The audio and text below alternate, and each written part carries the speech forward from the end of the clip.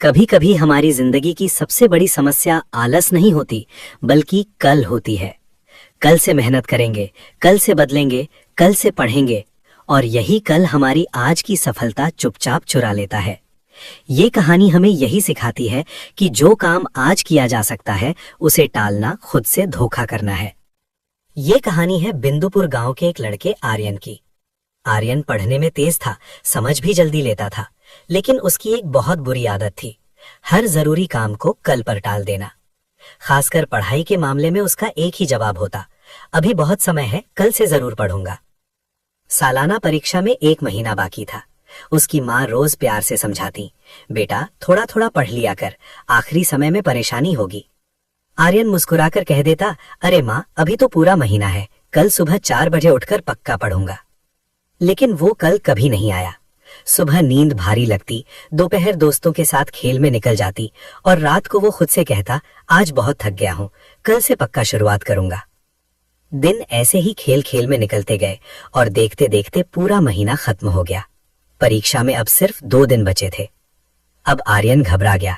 उसने सोचा कि रात भर जागकर पूरा सिलेबस खत्म कर देगा।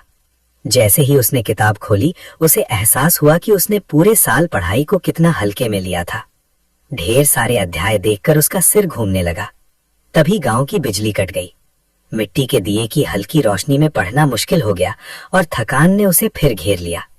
उसने खुद को फिर दिलासा दिया, कोई बात नहीं, कल सुबह जल्दी उठकर जरूरी सवाल पढ़ लूंगा। अगले दिन परीक्षा हॉल में बैठते ही उसका दिल जोर जोर से धड़कने लगा। प्रश्न पत्र देखकर उसे सब कुछ जाना पहचाना तो लग रहा था, लेकिन किसी भी सवाल का पूरा जवाब उसे याद नहीं आ रहा था। वो पन्ने पलटता रहा और दूसरों को लिखते हुए देखता रहा। परिणाम आया तो आर्यन फेल हो गया। उसके दोस्त अगली कक्षा में चले गए, लेकिन वो वहीं रुक गया। अपने माता पिता की आंखों में उदासी देखकर उसे गहरी शर्मिंदगी महसूस हुई। उस शाम वो रोते हुए अपने दादाजी के पास पहुंचा। दादाजी ने उसे पास बिठाया और आंगन में लगे एक छोटे से पौधे की ओर इशारा करके बोले, बेटा, अगर मैं इस पौधे को रोज पानी ना दूं और सोचूं कि महीने के आखिरी दिन एक साथ 10 बाल्टी पानी डाल दूं, तो क्या ये जिंदा रहेगा? आर्यन ने सिर झुका लिया और कहा, नहीं दादाजी, ये सूख जाएगा। दादाजी मुस्कुराए और बोले, पढ़ाई भी वैसी ही है, ज्ञान का पौधा रोज थोड़ी थोड़ी मेहनत से बढ़ता है। कल एक ऐसा चोर है जो आज की मेहनत और आने वाली खुशी दोनों चुरा लेता है। उन शब्दों ने आर्यन को झकझोर दिया। उसने उसी दिन तय कर लिया कि अब वो कल का इंतजार नहीं करेगा। उसने अपने कमरे की दीवार पर एक बड़ा सा चार्ट लगाया, जिस पर लिखा था, कल कभी नहीं आता, जो है वही आज है। अगले साल आर्यन बदला हुआ था।